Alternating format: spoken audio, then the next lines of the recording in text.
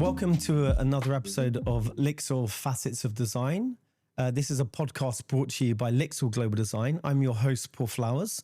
I'm the Chief Design and Brand Identity Officer at LIXIL.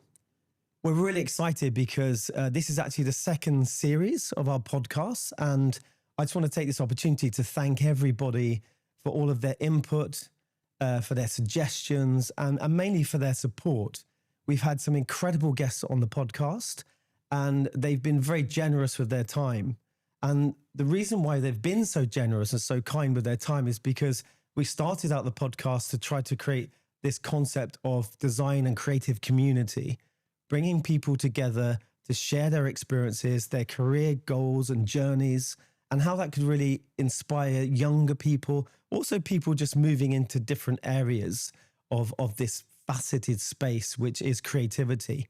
And I think that's a really nice lead on, because as we move into the second series, what we're going to do is we're going to open up the discussion even more, because we've had lots of suggestions and input, and architects and designers and creators have really asked us to look into some of the other areas and macro trends, and one of them being probably the most important that affects us all, which is health, of course, and well-being. And so we have a really exciting guest today that isn't a traditional designer or architect, but I think she's going to give us real insight that's going to help lots of architects, hopefully, to create better spaces, more relevant for individuals, and again, really pushing through this macro trend of well-being that's important. So I'd love to invite our guest to the podcast, the first in series 2, and Anna Bjurstam. Now, have I pronounced that correctly? Not bad. Okay, pretty good. I know it's not perfect, but more Bjurstam, I think, isn't it? You said, but welcome. You're fascinating, and I've tracked you some time now. But what's fascinating about you is, you kind of have this combination of rational and emotional in your life. So what does that mean? We'll get into your beginnings, if you like, and education, but you have the rational side, finance and other aspects, but then obviously you're highly emotionally in tune to people and life and their well-being. So I'm fascinated to explore this. So welcome to the podcast. Thank you so much. Thank you for that kind introduction. And I'm very excited to be here. And I think that wellness, well-being, health and design is a huge trend that everyone needs to look out for and see what that means for their work. Yeah. And I think for me, the definition of design is really that, as designers, we're here to serve people. We're here to create experiences, whether that be a product or a service, but it's really about that kind of centricity around people. And I think that's the same when you're creating a health program or well-being program. It's all about the individual. And we're going to come into that, but I want to start with you as an individual. So just tell us a little bit about yourself and your education, if you could.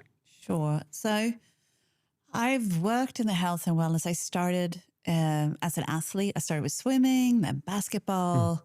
I got injured, went into aerobics. This is in the late 80s. Okay. And I was asked to be an aerobic instructor. And that was at the time when you could not pitch music, change the speed of music, unless it was on an LP record, no cassette. So ancient. We're a similar age, so I can relate ancient. to this. So, and I had, the leotards, the leg warmers, the works, and started with that. And I continued to be personal trainer, spinning instructor. But at a time I thought, okay, I have to get a real job. And I was also working in a bar and, all those things that you do as after high school. So in the end, I went to university and got myself a business degree in finance. And the normal route after that is you work in McKinsey or PwC or whatever. And that was kind of what I thought I would do. Yeah. That's definitely what my father thought I would do. And, but then the gym chain business wasn't big at the time. There was these basement gyms with the big anabolic kind of bodybuilders. Yeah.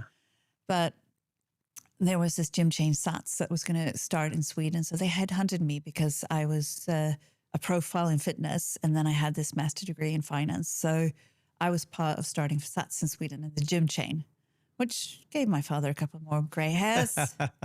And then one thing led to the others. And here I am today. Well, that's incredible. And that's exactly what this podcast for is, to show individuals that where in your career, where you start out initially, maybe and probably won't be where you end up. And if you're very fortunate like yourself, you'll end up in a space that you're passionate about and you love. Obviously we'd like everybody to do what they love and what they're passionate about, but obviously you found that balance. So finance degree, like I said, very rational, but you're into sports. And how does that love and passion for sports, like you said, and I'm really surprised about the basketball thing as well. That's pretty impressive. I know, I'm short. And you played at a high level as well, right? So Pretty high, yeah. Yeah. So that's incredible. So sports, finance, and then how did that transition then into the career that you have now? Well, what I did, and I've always done that, is that I've chosen with my heart and not the logical choice always. And whenever I've done that, things has gone really well. And I had a consultancy business that I sold. And whenever we took on a client where it was good money, but I felt from the beginning that it wasn't right, but I still did it because the brain said I did it, needed to do it. So I think that has been really important for me. At the same time, I do love math. I love finance. I love Excel is like God in computer. Well, maybe not anymore. We have a new AI God now. But so that is when I started in this industry, most of the people that was working in it was, a bit more airy-fairy, woo-woo, loving moons and barefoot, etc. And I had the finance and I could speak to CEOs and others. So kind of having both of those, I love those things too. So having both, that has been a huge advantage in my career. And for me, a big change in my career was when I was in the fitness industry. I had 300 staff and running lots of clubs. I did a Vipassana, which is 10-day meditation. This is maybe 30 years ago. Oh, wow. And you sit silent for 10 days. From 4 a.m. to 10 p.m. and meditate, hardly eat. And that just changed everything for me because I realized that physical fitness is one thing. You need emotional, mental, and spiritual fitness as well. So that really shaped my career from that time. But I mean, do you think, it sounds to me like that's probably been one of your superpowers, because you've obviously pioneered in this industry, but it's probably been very helpful that you do have that finance background, so you can understand and maybe sell to investors what's the return on investment maybe in this area that people don't understand so well. Has that been a big help for you? It's been huge. And I would say I would not be where I'm at without that. Yeah. Because being able to speak with those people that take the decision or has the money in their language, that has been very helpful. And we see more and more people have this education in wellness and finance today. But 30 years ago, that was not the case. So it has been incredibly helpful. And also so many time in finance and sitting there with CFOs, etc., where they try to throw fancy words and I'm just a spa girl and I'm able to answer them in their language, then that relationship shifts. So it has been very, very helpful. So educated, got finance background, passionate about sports and health and fitness. And then, of course, you've started up your own business and now you've sold that business. And is that when you transitioned to Six Senses, or was there something in between that stage? No, that was basically it. So I started SATS, and then a friend of mine who wanted to work in wellness. And this is 98, 99, 2000. So wellness was not a thing at the moment. It wasn't there yet. Yeah. So in the end, I was part of helping founding Raison d'Être, which was a spa consultancy at the time. Then it became a wellness consultancy, and now it's medical longevity, spa, wellness, cruise ship consultancy. Wow, okay. And we actually did the first Six Senses on Sunniva Fushi. And that started as a spa. And then we parted ways with Sonu, who had Sunniva. And when Six Senses was sold to private equity company Pegasus Capital in New York, they wanted to advance Six Senses from a spa to a wellness company. Okay. And they were adamant that they wanted me. And my company had just gone through the financial crisis. So I knew that the valuation would not be what I wanted. So I said no. But then they gave me an offer I couldn't refuse. Oh, wow. Okay. So I then sold my company to them, Raison d'Etre, and today IHG owns it. Okay. So when That's they interesting. bought Six Senses, they also bought Raison d'Etre. And then I took over, and I was very lucky enough because I also had some preconditions that if you want me to build Six Senses, and I think wellness can become a thing in the future. We didn't know that at the time. This is 2012, so it's 13 years ago, 14. Wow. Then I need a blank canvas, and we need to approach this differently than anyone else has done. And they agreed. That's incredible. I mean, obviously it's always the same. It's like when you're talking about something now in context, but you were operating way before these things were established. And so it's incredible. And you know, I'm very fortunate. I stayed in the Six Senses last year in Seychelles, and it was absolutely amazing. And you really do feel it's different. I stay in lots of hotels. I travel all over the world all the time, of course, but you really do feel that concept coming through Six Senses. You really do feel that you need to change. I did when I got there. I felt like I really needed to, you know, to plug in, and I did yoga for the first time. I did all these amazing things, and you know, and it was incredible. And I don't think I've ever spent, and that's the honest truth, as much time in the spa in my life than any hotel visit or any holiday and stuff. So you know, it's a testament, I guess, to having that kind of those values embedded really in the concept, as opposed to just being commercial. You know, having you come in through your unique path, and probably with this responsibility and empowered in the way you are to, you know, to really push that through. And certainly as a consumer of your product, I really felt that. So and so how do you roll those out to multiple sites? How do you keep the quality and the consistency? Thank you for those kind words. And I'll just go back to Seychelles for a second, because in design perspective, that was very, very interesting, because when we sat with the designers and we was going to design the spa, and we looked at what they created, and in that property, they have these amazing stone boulders. Yeah. And I said to the designer, we're thinking about this the wrong way. Why don't we let the boulders design the spa for us? Yeah. So we can put the treatment room between two boulders, on top of a boulder, on the side of one. And luckily, the designer and architect was like, yeah, that's a really good idea. So we actually there, when you have amazing nature, you let nature design it for you. You don't have to. And you really do. I can remember now it's coming back vividly. Now you've said that. I can remember walking through the kind of the wooden walkways, and you really feel like you're part and infused into nature. So it just kind of changes everything. And on the way to the pool at the top, I remember, you know, going through those boulders, and then you had this amazing vista. And it's interesting. It was supposed to look very different, actually. So going back to how do you scale and build that? Yeah. It's a systematic approach. You need to, and I can go back and look at, for instance, our sleep concept, just to give an example, because sometimes it's easier. Yeah. Is that when we looked at sleep, and yet in hospitality and in residential, it's not done enough. We went back and looked at how do we construct our locations, our rooms. And I work with Professor Joseph Allen at Harvard, and he's done the 9 pillars of healthy building research, and learned from him what we need to actually build a healthy room. What's obviously the air, the lighting, but also the adhesive, the paint, all of those things. And we changed our construction standards. Then we got a sleep doctor, and Professor Stephen Lockley from Harvard Sleep Lab, and Dr. Michael Bruce, to help us with what bed should we have. Yeah. And today we have all these fancy beds with lots of electricity that can change your temperature and all kinds of things. But how good is it to sleep on electricity?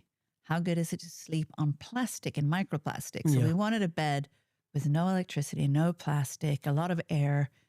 And then I don't know how many pillows I sent to Dr. Bruce. And it said labeled sleep pillow, and they weren't. So it was really to put all these like construction standards, what bed, blackout, lighting, air, and then we can do the rest. But you need to create the infrastructure and design for sleep. And then we do the same in every location. So it's the same construction standards. And then it's about education to the staff. So we created a whole online education system. And this is back in 2015, maybe, where all the staff in our hotels go through a basic understanding of sleep. Yeah. And then we have those that go into more advanced understanding, of course, and can coach our guests. And then we have all the, we can measure sleep. We can give them the sleep tea and the white noise machine and the weighted blanket and everything else. It is there as an added.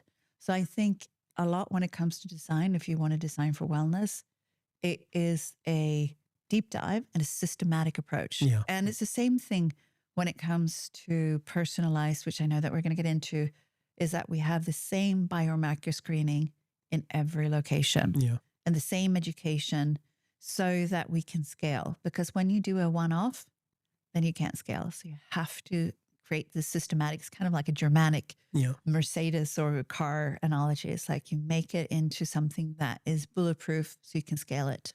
Well, that's really interesting. Obviously, when you think of wellness, you tend to segregate that out into areas of especially if you talk about hospitality, areas of that dwelling or that hospitality concept. But actually, it truly is holistic. Now, like you say, you're talking about sleep. You're talking about, of course, nutrition. You're talking about all of those aspects, which is everywhere, everything. So have you seen that huge shift from now? I guess you work with nutritionists and you work with scientists and it must be really interesting. You're working with all these different individuals. It is so much fun because I do work with all these individuals, and it's so interesting when we look at health and wellness in buildings because it is more complicated and it's more multifaceted and there's lots of trends in this. But what we do know is that people want to live and stay in places which do not make them sick, but make them healthier and maybe even optimize them. And that drives value, it drives experience. So that will, and then one need experts. I work with Feng Shui, biogeometry experts that help to work on the energies in a building. And that is as important as the constructural standards. So it is diverse and it is important to look at it more than just superficial. It is not enough with a sleep tea and a sleep pillow. You need something more to look at when it looks at how do you design for wellness.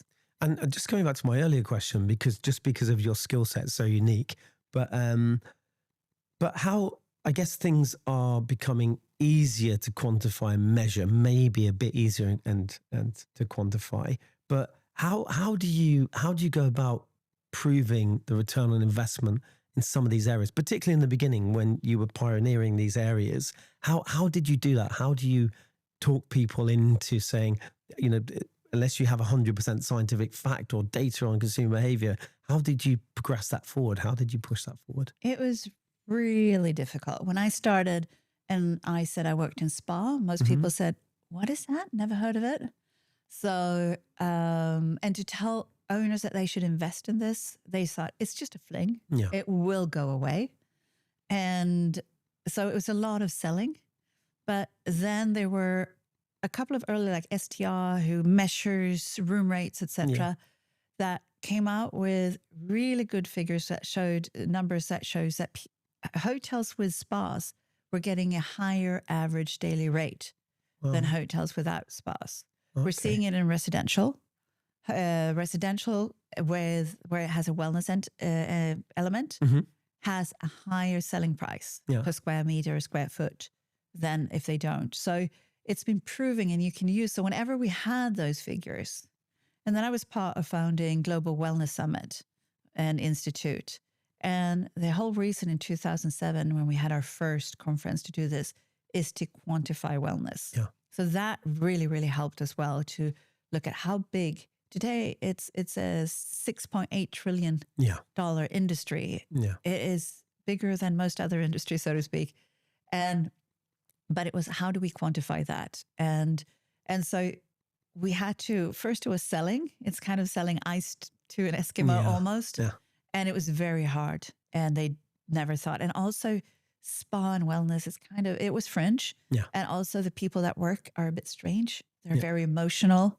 So you don't really want to have too much to do with them in a hotel environment either. So it was a lot of persuasion. Today, it's actually flipped. Today I have to convince owners not to invest too much in the wrong things. It's like people want to put in a hyperbaric. Yeah. And it's a question, is that really going to work here? Yeah. It's a shiny, fancy new toy, but does it really work? Yeah. I guess that's the thing. I mean, one of our brands is called GROHE Spa, our premium sub-brand of GROHE. And the word spa, it means obviously Salus Per Aquam, so well-being through water, which we find is really interesting. And it's something in one of those brands, we've kind of really set ourselves a challenge to say, what can we do through water, to enhance that experience and people's well-being in many different ways. So, we have filtration now in showers. So you can have a shower and it is called Aqua Pure. And at the end of the shower, you press a button and it flushes you and your skin with pure water. So no chlorines, no microplastics over your skin. And it's really good for your hair, of course. We have different sprays. We brought in things like, at the time, a few years ago, we brought in this concept of a Bacoma, the head massager. So we worked with our engineers to create water that would hit your scalp and stimulate blood flow, and it would move in and out during the shower. So we've really tried to work in those kind of areas and bring in, and try to, let's say, use water where we can to rejuvenate in the mornings, relax in the evening, do lots of different things. But I'd be fascinated to see your take. What do you think the opportunities are for water in this space? And how can we use water as an element, let's say, to improve people's well-being? Unlimited, because we debate 70 to 90% of water. It really affects us in so many ways. Waters contain information, emotions. So, and I think what GROHE has done is pioneering in the sense. And I think there's no end to possibilities. And we're seeing a lot of trends. We've looked at it from a sensory aspect, which is huge, very, very interesting. I think sensory design is just started a couple of years ago, and it's going to explode. And water is one of those that really affects our senses, and not only how it touches our skin. Yesterday, I was staying in a hotel, and I got structured water in a water bottle. So it's actually, we have hydrogenated water. So there's so many things that we can do with water. And so structured water is where they realign the molecules? Yes. Okay, and that's supposedly very good for us. Amazing. Yeah. And there's filtered water, vitamin C showers. The shower experience in particular is something that we do every day. So we've looked at it at Six Senses. I also think like Soho House, they've done a fun take. They have like 10 different shower gels that you can choose from. And you have like the sexy cow or the sleepy cow and all these. And it's really fun. In Six Senses, we've now we've put in speakers into our showers so that I can choose to have a wake up song or other. Also put in a sandglass or hourglass, I mean. In Swedish, it's sandglass, hourglass. So you can switch from hot to cold because it's so healthy for you to do that in the morning, have a hot and cold shower. So you can put that in. I want to come into that later about shock therapies. I've heard you talk about those kind of therapies that are good, like cold plunges. And so I think all of those things, and then how it touches. I mean, I have constant discussions with my husband about pressure. He wants strong pressure in the shower. I'm not that bug for him. Actually, when we were choosing where to live, he went in and tried the shower, and we said no to an apartment because it did not have enough pressure.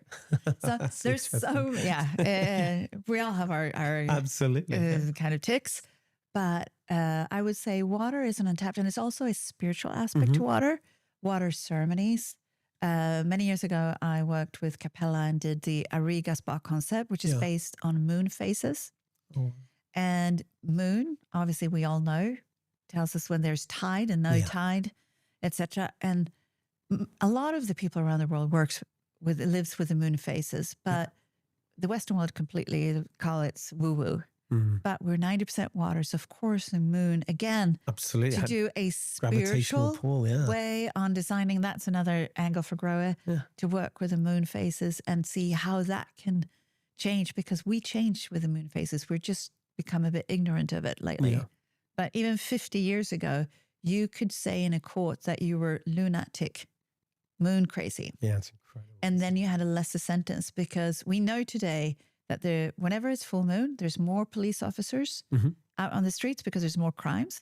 There's also more babies. Wow. This is, and we have 40% less deep sleep during full moon. This is scientifically proven. Wow. So incredible. So then again, moon, water. So there's so much you can do. So when I said sky is the limit. My brain's exploding right now with ideas on this. That's incredible. Well, sky is the limit when it comes to how we can work with water in sensory design, in experiences, because we've been a bit mechanical. Yeah. A heat room, a steam room, etc. I think there's so much untapped that we can look at. It's just creativity. Yeah, it's really exciting, actually. I mean, obviously, when again looking at well-being and health, we have a product that we call GROHE Blue that, you know, we invented this more than a decade ago, actually. But it's a product that at the time we could see the tremendous waste of natural resources through plastic bottles, etc. So we created a filtration device for the kitchen that chills, carbonates water, and and it takes away microplastics, and it takes away chlorines and all those things and metallics that you don't want.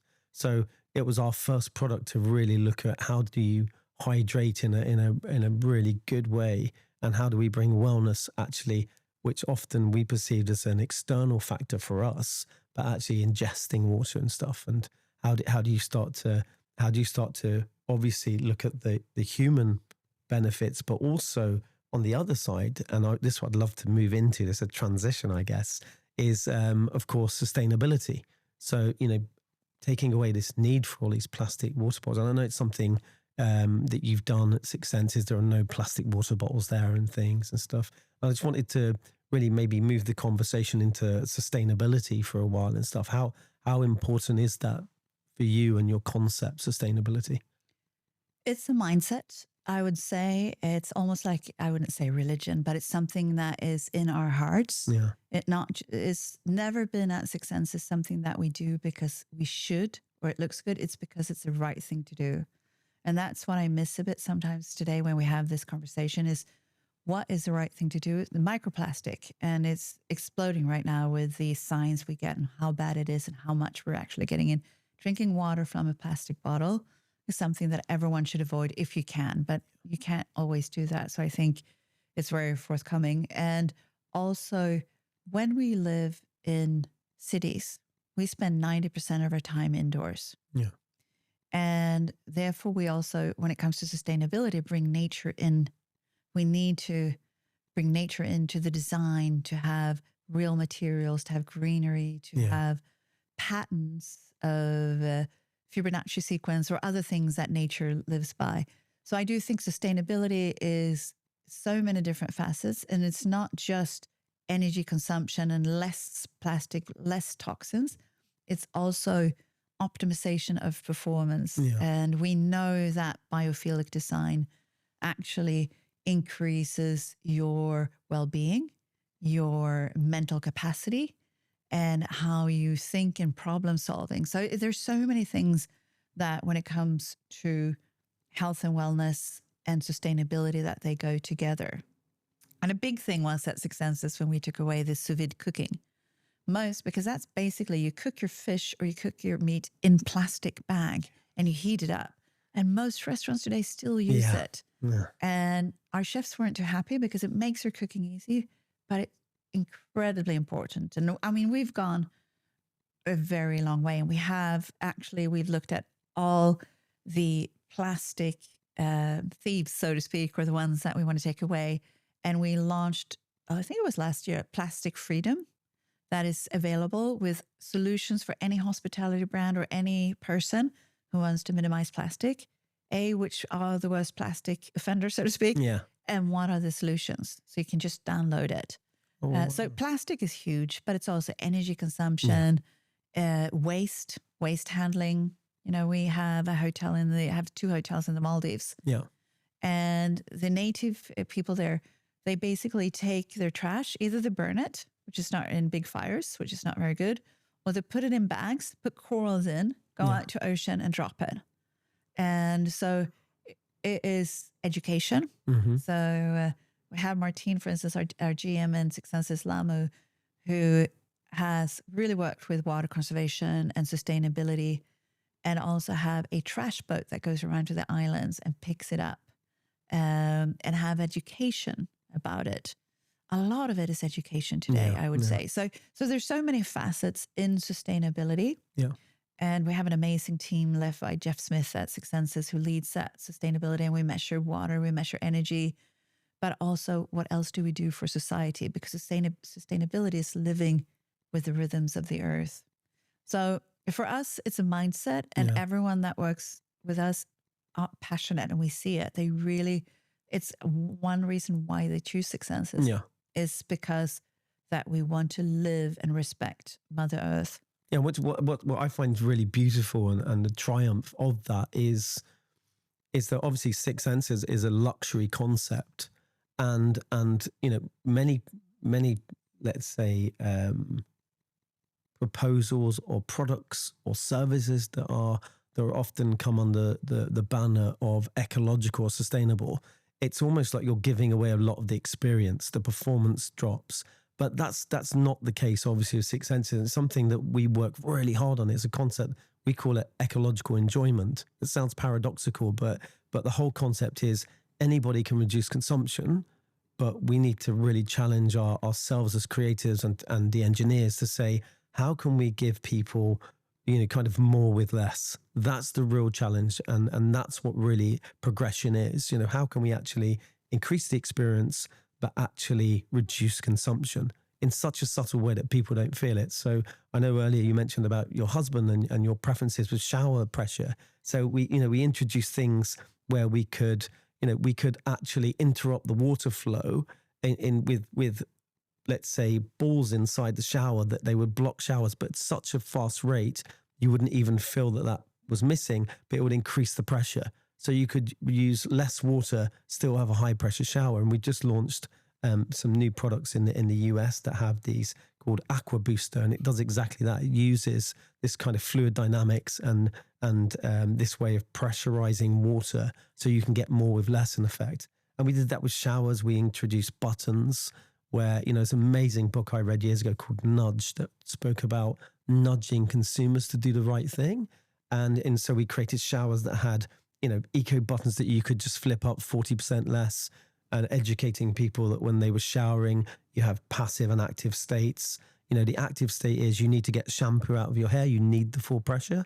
But in the passive state that most people spend in the shower in the passive state, they're just enjoying the warm water and the feeling. And then you can really bring that down to 40% less and still have a great experience. So we looked at all the usage cases and, you know, to try to maintain that luxury level of our brands, but actually challenge ourselves to do, you know, much more of less, you know, reduce consumption. And, you know, and I always tell this story, we changed the angle on the shower heads so we could fit, you know, 40% more on pallets and ships and just to transport, so we could look at the carbon footprint of the transformation or the transportation of that product, as well as reducing material, as well as reducing energy and water consumption, but a much more holistic approach, which I guess is what you've been saying is the whole concept of what you do. Is it's totally holistic. It's looking at everything, sustainability, experience, and then it's looking at the benefit to the user, I guess, or the consumer.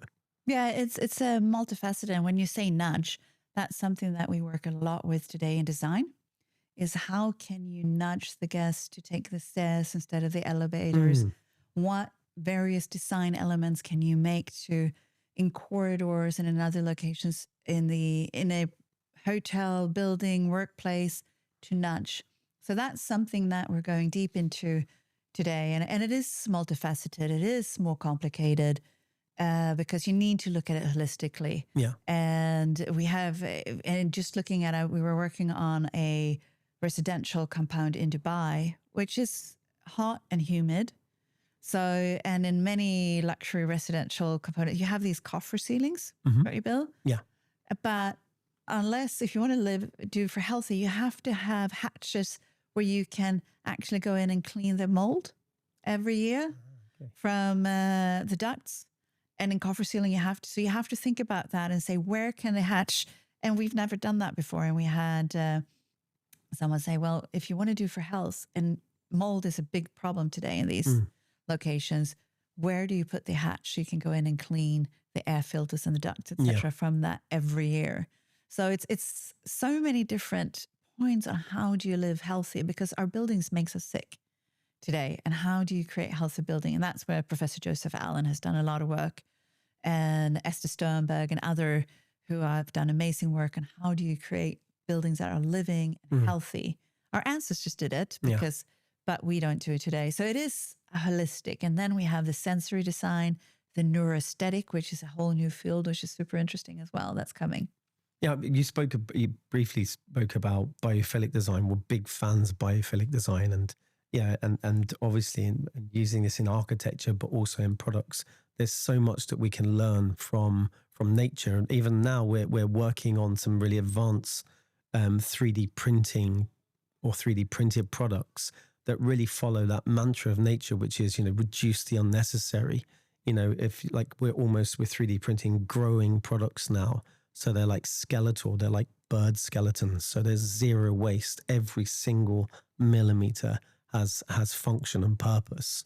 And, that kind of, using nature as a catalyst or as inspiration is really allowing us to think of things in a different way, which is nice. And I think with sustainability as wellness, it requires the people, some often want to put like lipstick on a pig. Yeah. And we see that, and it's the greenwashing, well washing, whatever we call it. But in order to do it well, it requires a bit more deep depth, a bit more passion. And also from architects and designers and engineers and everyone, you have to be open and curious to go that little deeper layer to understand what you can do to make the design and the product a bit better, just as you've done. And I think that's what we're seeing today, because people want fast results. Yeah. We're in a dopamine, like make it quick. And it is a bit more complicated, both for sustainability and wellness. And I think that's why so few are doing it really well. Yeah. Do you work really closely with the architects and designers in the projects? Yes. Yeah. I do. Because also, architects and designers are often about symmetry. And then you say, it doesn't really work. And we need a door there, or we need to change things there. And they say, no, we can't. Then it changes the symmetry. And it's that kind of fight sometimes with operationally friendly and symmetry. So no, we work, how we work with every project is basically that we look at the project and see what we're going to design. And then we create a space allocation. Yeah. And we go through schematic drawings, DD, and all of those very closely together, because wellness is such a sensory design. So if you don't have the right back of house, if you look at a spa and wellness, like a pool or saunas, that's like a laundry institution. Yeah. A spa can do as much laundry as a whole hotel in one day. So it's really, depending on how big it is, of course. So it is important to understand, how do you design that operationally friendly, and how do you do not crossing in changing rooms or wet areas, wet and dry, where people are done and getting ready and put the makeup on. And then they don't want to have on their socks, go through, to go to the bathroom, have to go through the shower area. So all of those things. So we are very closely connected on how we work, and also to create the right feeling. Because I think one thing when it comes to spa and wellness facilities, which is one aspect of what we do, is that I think that's going to be the next frontier when it comes to more experiential design. Yeah. And sensory design and neuroaesthetic design. It's kind of been like white walls or this, and it's been very kind of clinical or squared. But I think that is changing now, because the way we can also compete is that sensory design aspect. So I think we're going into a movement when it comes to wellness of more sensory design. Yeah, that's quite interesting, actually. We went for a period where we were using this phrase of sensual minimalism, because we were saying there are no true right angles in nature. And so we were trying to bring something that kind of had, I guess, something in common with humanity and humans. As we navigate, there are just no right angles anywhere. So why do we use them in the built environment in a sense? So we challenged that for a while. But obviously you have both, right? So I guess both. I just wanted to ask you a question about, I've heard you talk about this before, this concept of wellness and longevity. maybe you could just give us an insight into what's the difference between wellness and longevity. Yeah, it's longevity is obviously the golden goose at the moment. Mm-hmm. Wellness is about how do I feel today, and longevity is about how will I feel in the future. That's a very simple way. Yeah. But if I look at longevity medically, it's about how long we live. Yeah. But commercially, it's about how long do we live healthy. Yeah. And why this has become so big as well is that we have had these amazing medical advancements the last 50 years. So longevity is about, can we push that 63 to 65 to 68 to 70 to 75? And then, the dream scenario is that we die when we sit and have a nice meal with our loved ones and just fall over. Yeah. That is like the ideal way instead of spending 10 years in a home. And we are on average sick for 10 and a half years today in the Western world. So, but when I hear that, obviously governments, if you look at governments and, when you hear that and you have those incredible statistics that, people are sick, you can imagine the burden and the cost. Whereas if we could invest in things sooner, earlier, and improve people's quality of lives, perhaps we just repurpose where some of that cost is, but actually create a completely different experience for people living. Wellness is about sleeping well, moving, mental health, what you eat, friends, etc. Whereas longevity is more looking at cell health. How do you keep your cells healthy? And it's a completely different strategy. Many are confusing it, but it's about senescent cells, zombie cells protocols. Yeah. It's about autophagy. It's about hormesis. It's looking at different markers like sirtuins, AMPK, mTOR. It's different, but they are married because but you talk about education, because obviously I think when you talk about mTOR and obviously what that does with proteins, and you talk about all these different areas, there's a lot more information than there ever was before available online. And I think, like you said, probably particularly after COVID, individuals can start to tailor things for themselves.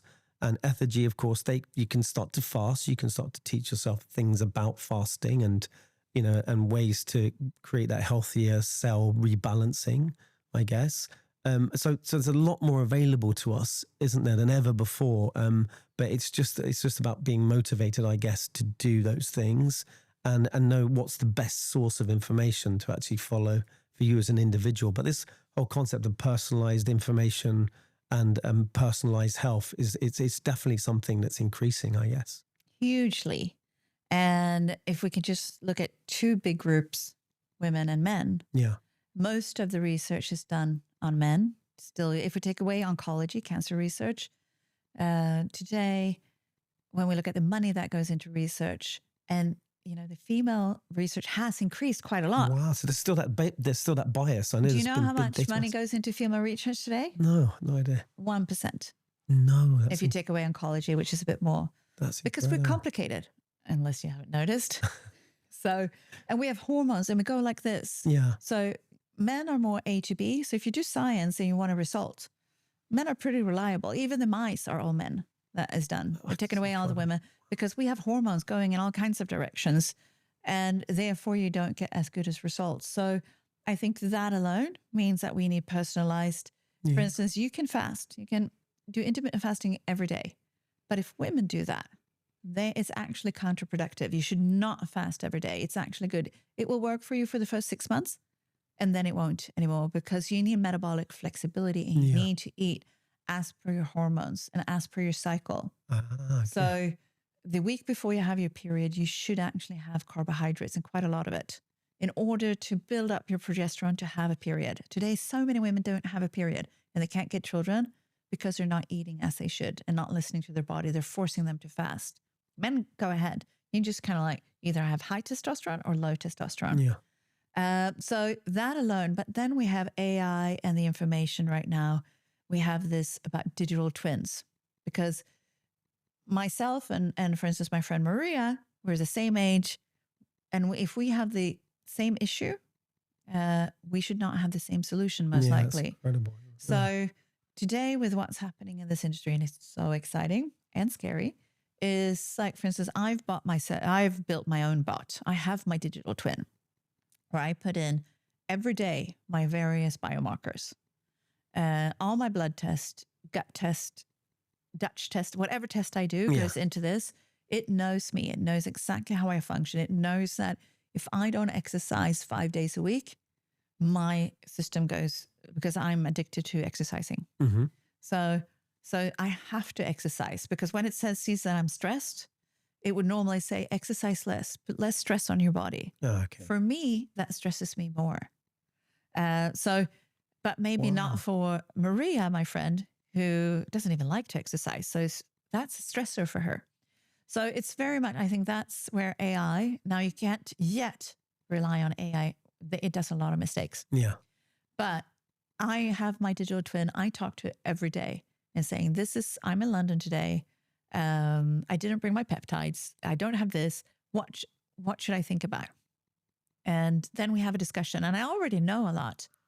But anyone can do this. Yeah. You can build your own bot in ChatGPT that is called Anna or Paul, where you put in everything about you, what you like to do, and then you train it. And it's super interesting. So I think personalization is it's already happening with all the wearables like the Whoop that is here, or other Aura rings, etc.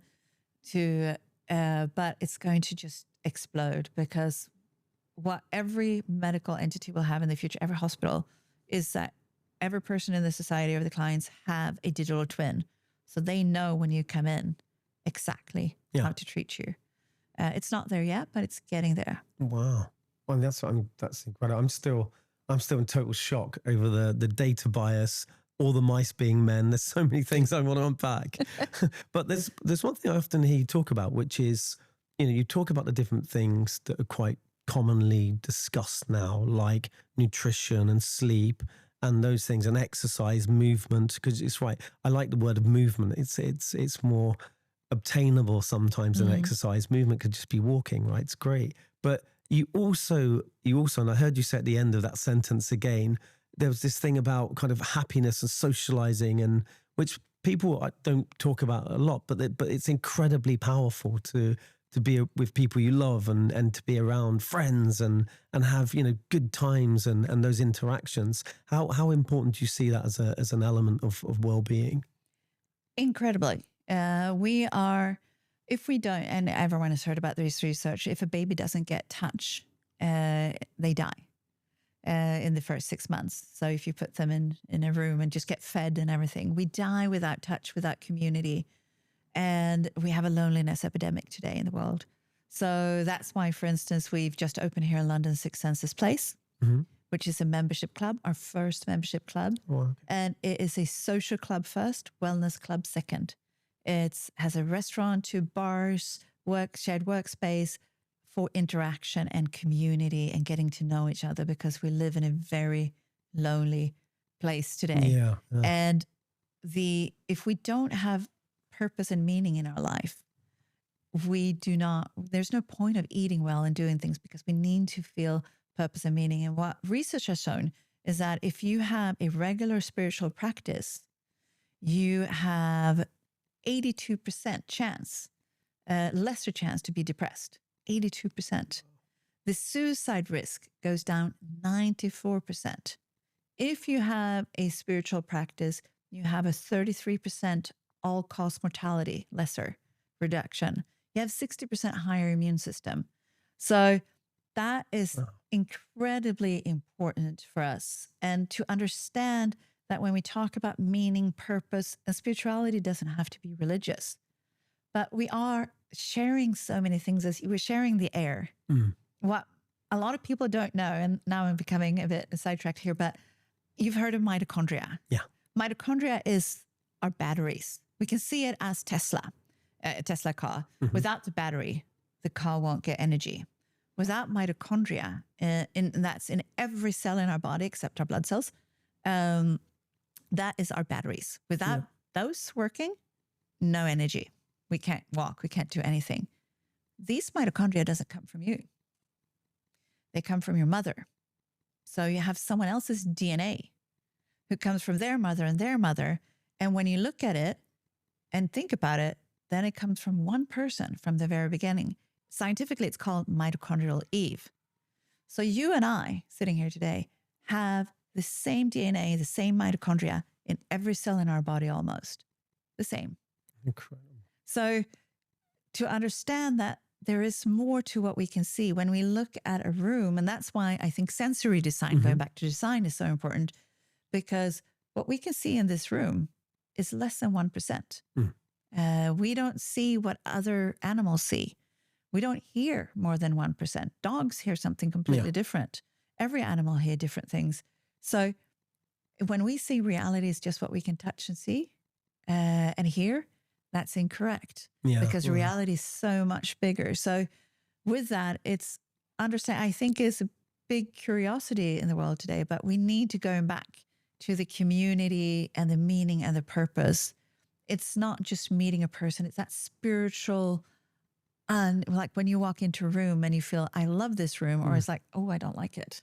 So I think we just have to accept that whether it comes to design, longevity, health and wellness, the spiritual aspect and the belonging and the community is incredibly important. And it's probably more important than any stem cell, peptide, cryotherapy that we can think of. So, and that is something that we can see also when I look at, like, for instance, we had a project in New York and we were working with Big, the architect firm. Bjarke Engels. Yeah, of course, yeah.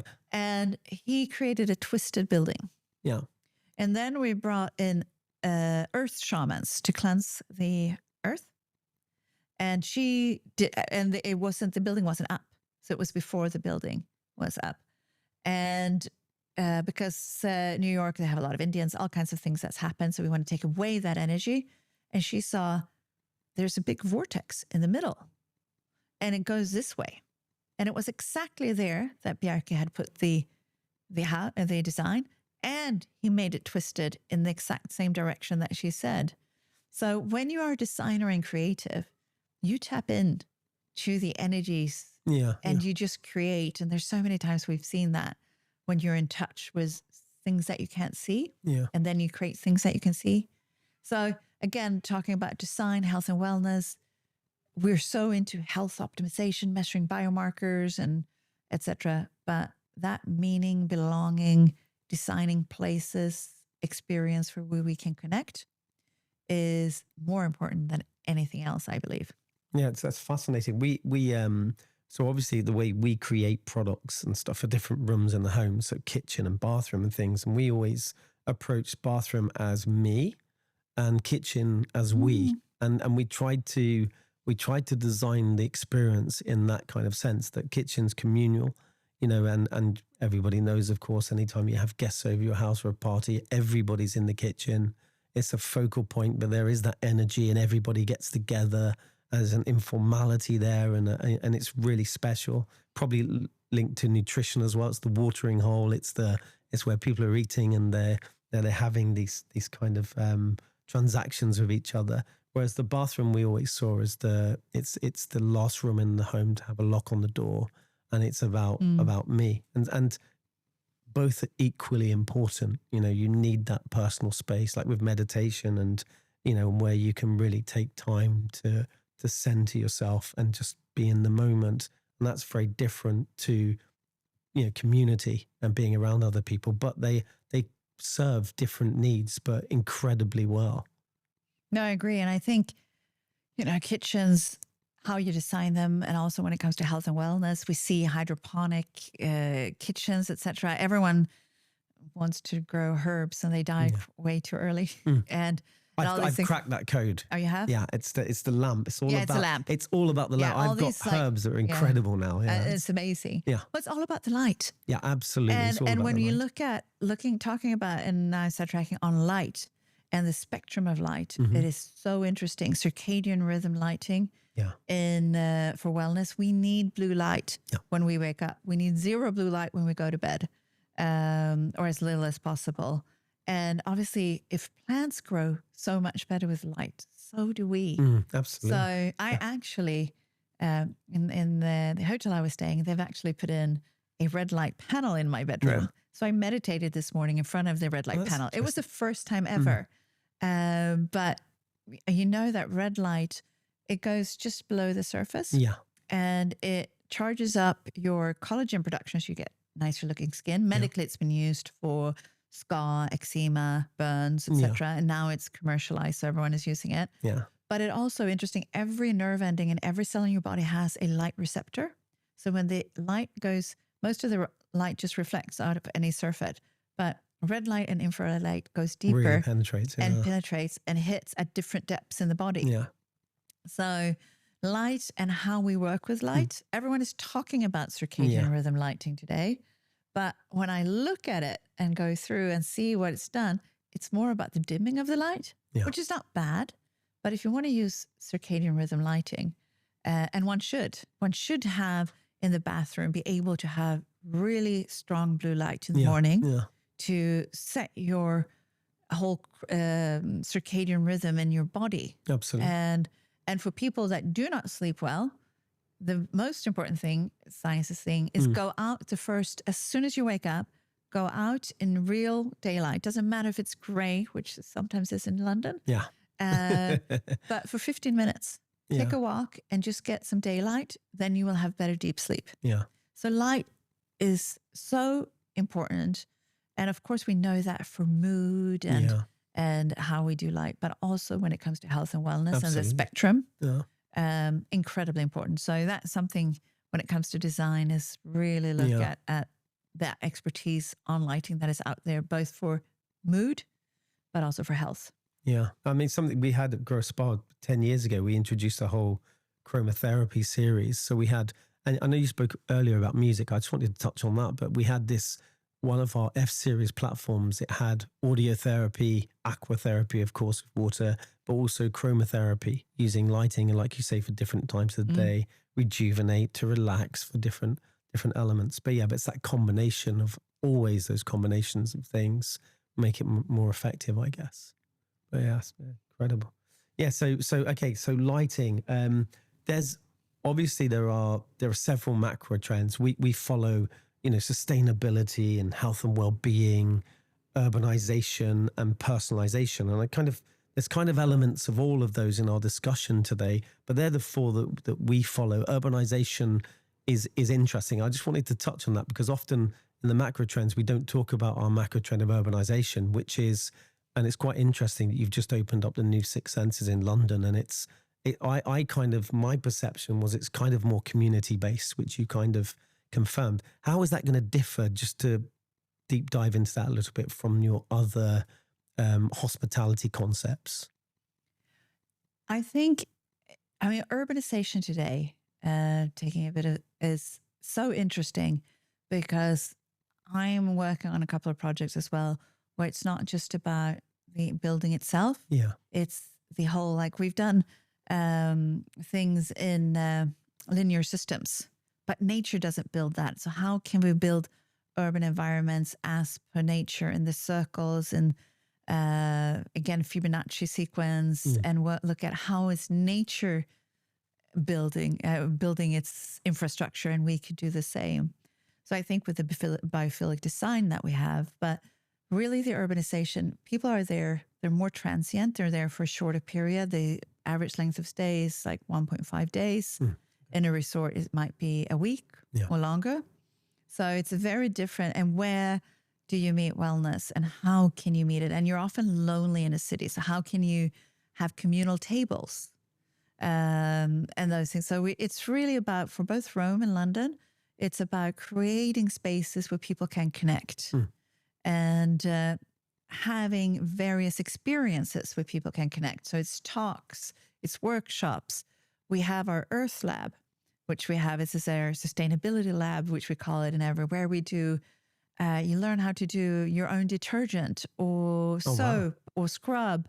And we have guests coming in and sharing the table, and they start mixing and smell this and do this. So do all the things. So what hotel chains have that? So I think that's really something that's beautiful, where we try to put we build and design it so people can communicate, to have a retreat in the city, to have a bit of breathing space, because we are so inundated with information today. So I think when it comes to Six Senses in London and Rome and other locations, we're opening Milan next year, is to really create more of a retreat in the city and places where you can connect. Yeah. And when you design a space which is a bit more relaxed, then people tend to be more relaxed. Yeah. Yeah. If you design a space that's very correct, then people are a lot more correct and it doesn't connect. So it's very much about what is the design within that space.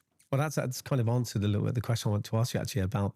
Obviously, we have lots of architects and designers, that follow us and and follow our podcast, and and they're looking for insights and guidance. And obviously, with your experience, what let's say advice would you give to architects and designers to create better experiences for their hospitality concepts, and not just hospitality, but also how do we domesticate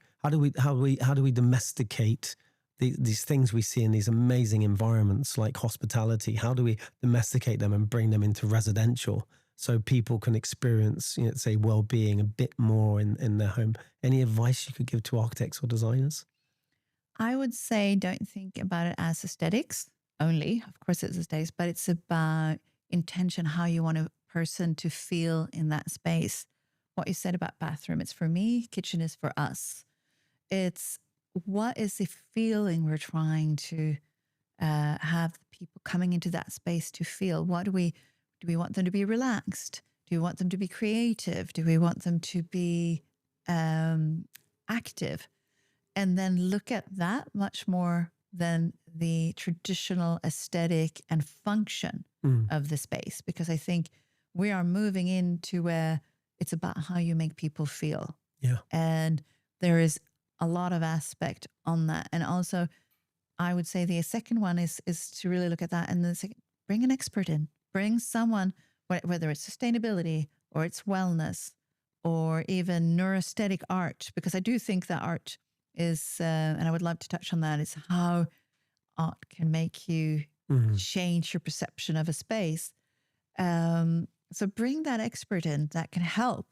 And when it comes to obviously wellness and spa design, I went into a spa the other month actually, and it was beautiful on the outside, and it was a catastrophe behind the scene, because the owner of the place they brought in an architect who's done a lot of spas, beautiful, but he doesn't know anything about spa operation.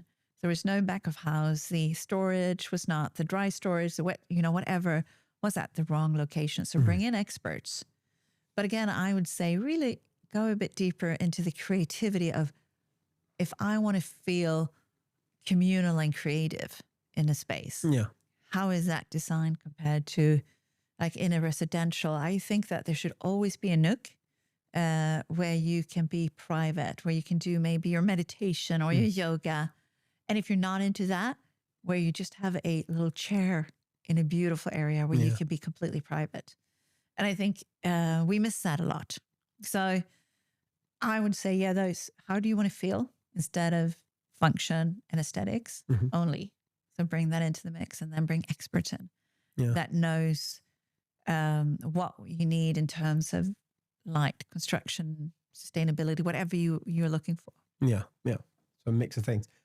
Right. So I think we've got, we have a tradition on the podcast. We ask 3 questions. We're slightly tailoring them in because this is obviously our second series of podcasts. We're gonna change these questions up a little bit from time to time as well. Especially now, like I said, we're opening the podcast up to a wider discussion, because I think, creatives, architects, designers, anybody creating a space, or even people doing property development, anything, are going to find some of this input that you've given us like fascinating. So appreciate that. But we asked 3 questions, so to keep that at least a rhythm going. So I'd be really interested. That's okay. I'm going to ask you 3 very simple questions to see what your take is. I'll try to answer them. No problem. I'm sure it's going to be good. What does good design in the wellness industry mean to you? I know we discussed this a little bit today, but where do you see design really makes a difference, and you would perceive that as good in the wellness industry? Where design is authentic, it's done with intention. And because you really want to, it's not just again, lipstick on a pig, but it's real. And it's behind this scene in the engineering, the air, the lighting, the sound quality, all of those things is taken into consideration. And again, in wellness, where it's a sensory design as well. And looking at it, I went into space not a long time ago where they have this cork sculpture, which is an art piece, which they infuse with scent. And then it is supposed to give you a feeling, which it does, scent does, but it can also be something that you're positive and negative to. So that kind of sensory design of curiosity, not just being super intentional, but also the curiosity and the playfulness in the wellness and looking at how you can build that in. So I think I would say authentic, playful, and really authentic in the sense that it's actually healthy. The science is there. And for me also, personally, if you have worked with shaman, energy cleansing, feng shui, biogeometry, you can feel that in the space. And I'll give you an example of Six Senses Douro Valley, actually in Portugal. That was a hotel that went bankrupt all the time. Yeah. And no one wanted to stay there. I went there before we took it over and I just wanted to get out. It was like, is this not? And I understand why you go bankrupt. And the bank had it and they had Six Sense. And I said, we need to get someone here to do some energy shifting. Yeah. And we brought Alberto Amura in and he worked on it a lot. And he brought the former owners in. He created a labyrinth. He did all the feng shui biogeometry cleansing thing. And people that go there today say, oh, I feel so at peace here. I love it. From being the worst hotel in Portugal, it has been the highest ADR for like 10 years. And with the highest repeated guests. Yeah. And yes, would love to say that's because Six Senses or the beautiful designers we had there. But my view, and everyone that worked there at the time, would probably say it's thanks to him and what he did. So that's also something, and you can feel it. Anyone feels energies. Yeah. You just can't see it, and that's why we don't know it. So I think when it comes to design, authenticity, sensory, but also the spiritual or the energy aspect of design. And that is also how you do what you talked about, angles and roundness and work with nature and the biophilic. So all of those things is important. Amazing. Okay. Thank you. Okay. Question number 2. Which business leader, past or present, had the most significant influence on your perspective or business, and why? It could be more than one. Okay. Well, I would say when it comes from my business, I think one of the pioneers was Susie Ellis, who founded the Global Wellness Summit with her husband. Yep. And she was adamant, and she still is today, and I worked very closely with her for the last 20 plus years, is to get numbers, statistics, and where she wants to advance wellness. And a lot of why the wellness industry is where it is today is thanks to her. And I've learned a lot from her. Wow, okay. And she often had a hunch and she was relentless. So not always the logic, but like, okay, I know I want to do this. Then I think people like Neil Jacobs and my husband, Guy Haywood, who is so relentless on details, small things that matters, and how important it is to go a bit deeper and love and being passionate about giving service and details. And design-wise, there's so many beautiful designers out there that I've worked with. I've worked with most of the big ones, and anything from Norma Foster's to Jack Engels to so many others that I've Rocco that did our London. It's really I think all of them, most of them where I admire, I don't want to name anyone, is that they are curious and open and want to explore the best design possible and not just having their design and it's a non-discussion. I would say actually one of the designers I worked, he's no longer alive, is Ed Tuttle. Yeah. And when I worked with Aman, and he actually threw, I think, a typewriter on me at one time. He was pretty passionate. Yeah. And when I completely disagreed on something when we were designing the spa at Amapuri, I think it was, many years ago, he got very angry. He kind of threw it at me, but because he was so passionate. Yeah. But I think what he did in architecture and design with working with nature was groundbreaking. And then, of course, Adrian Secca was lovely to work with as well. Okay, amazing. Well, but I think from talking with you, it's like a lot of the things you do, they seem to be more objective than subjective, which often, subjectivity gets in the way of doing the right thing for other people. And I think as creators, designers, when we're designing experiences or products or whatever for other people, I think objectivity is crucial if you want to create a perfect experience for individuals that you probably have never even met. And I say this all the time. We design products that in our company, in LIXIL, that 1 billion people use every single day. We can't meet those people. It's too many of them. But we have to kind of be objective, and we have to try to enable them and empower them to create this experience with our products or the environments or services we create. And it seems that you're very much focused on that consumer centricity, which I think in architecture is always great to see. You can really tell when a building's been designed for people or an interior. It feels different. Like you say, the energy is different. The usage, how it serves you is completely transformative. So it's nice. Nice to see there are others. I think if I would design a wellness that I want to go to, or what very few people want to go to it. So it is always, and I think you're touching a really important point, is that it is about who is it for and what do they need, not what I like or what I think is good. And one example, when it comes to a building, I went to this building, I think it was in Boston, that was done in every way possible, is sustainable according to all the standards. But the inhabitants hated it because they weren't able to change the temperature or have autonomy of designing their own. So they didn't want to work there. They didn't want to stay there because everything was automatic. It was very good for you and very sustainable, but it doesn't. So I think, again, it's really looking at not what I want to build, but who's it for and how do they want to interact with it. Same thing for me. If I design wellness, I mean, I love Ayurveda, but I can't put Ayurveda in everywhere.